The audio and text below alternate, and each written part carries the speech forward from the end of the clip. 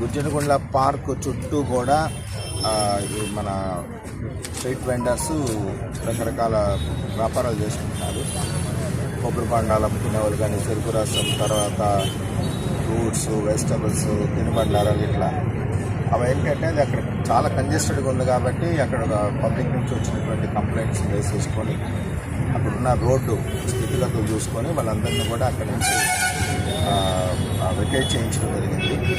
Vacate చేయించినటువంటి వాళ్ళు ఎవరైతే genuine persons ఉన్నారో, కేవలం దీని మీదనే ఈ వ్యాపారం మీద ఆధారపడి కుటుంబం గడుపుకుంటున్నారో వాళ్ళందరికీ కూడా ప్రభుత్వ పరంగా గుర్తింపు కార్డులు ఇచ్చి వాళ్ళకి ఆల్టర్నేటివ్గా వాళ్ళు బిజినెస్ చేసుకోవడానికి పబ్లిక్ ఇబ్బంది లేకుండా, ట్రాఫిక్ ఇబ్బంది లేకుండా అలాంటి ప్లేసెస్ ఇప్పుడు ఐడెంటిఫై చేస్తున్నాము.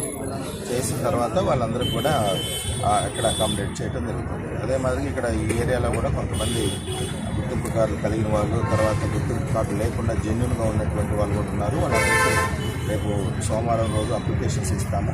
ఇచ్చిన తర్వాత అవన్నీ అప్లికేషన్స్ అన్నీ ఫిల్ చేసి పర్టికులర్స్ అన్నీ ఇచ్చిన తర్వాత ఎంక్వైరీ చేసుకొని 45 రోజుల్లో వాళ్ళు కూడా జెన్యూన్గా ఉన్నటువంటి ప్రతి ఒక్కరు కూడా ఐడి కార్డ్స్ ఇచ్చి వాళ్ళు కూడా కంప్లైంట్ చేయడం జరుగుతుంది. వీధి వ్యాపారుల గురించి 2 రోజుల క్రితం సమావేశంతో ఎందుకు సూచన చేశారు? ఇలా స్పందన అంటే బాగుంది. అంటే ఏంటంటే గుంటూరులో ఎక్కడ పెడితే అక్కడ విచ్చలవిడిగా ఈ స్ట్రీట్ వెండర్స్ బిజినెస్ చేస్తున్నారు. అంటే దాంట్లో నేను గమనించింది, జెన్యూన్గా ఉండి వాళ్ళు కేవలం దాని మీద ఆధారపడి కుటుంబాలు పోషించుకుంటున్న వాళ్ళు ఉన్నారు. అలాంటి వాళ్ళకి ఇంట్రెస్ట్లో కూడా న్యాయం జరుగుతుంది.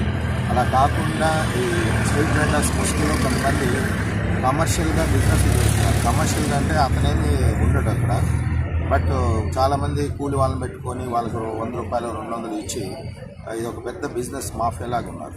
వాళ్ళకి మాత్రం హెచ్చరిక చేస్తున్నాము, ఎట్టి బస్సులో వాళ్ళు అలౌ చేయాలి రాబోయే రోజు. తర్వాత డిసెంబర్ 10వ తేదీకి మన గుంటూరు నగరపాలక సంస్థ పరిధిలో వెండింగ్ జోన్స్ కూడా ఫైనలైజ్ చేయడం జరుగుతుంది. వెండింగ్ జోన్స్, తర్వాత జెన్యూన్గా ఉన్నటువంటి ప్రతి ఒక్క స్ట్రీట్ వెండర్ని కూడా గుర్తించి వాళ్ళకి ఇది ఐడి కార్డ్స్ కూడా ఇవ్వడం జరుగుతుంది. ఐడి కార్డ్స్ ఇచ్చిన తర్వాత స్వేచ్ఛగా వాళ్ళకి కేటాయించినటువంటి స్థలంలో నిరభ్యంతరంగా వాళ్ళు బిజినెస్ చేసుకోవచ్చు. బిజినెస్ వెండర్స్ సపరేట్ చేస్తున్నాం. అది ఇప్పుడు కమిటీ ఫామ్ చేస్తున్నాము. డిసెంబర్ 10th కల్లా ప్లేసెస్ అన్నీ కూడా ఐడెంటిఫై చేస్తాం. 3 రకాల జోన్స్.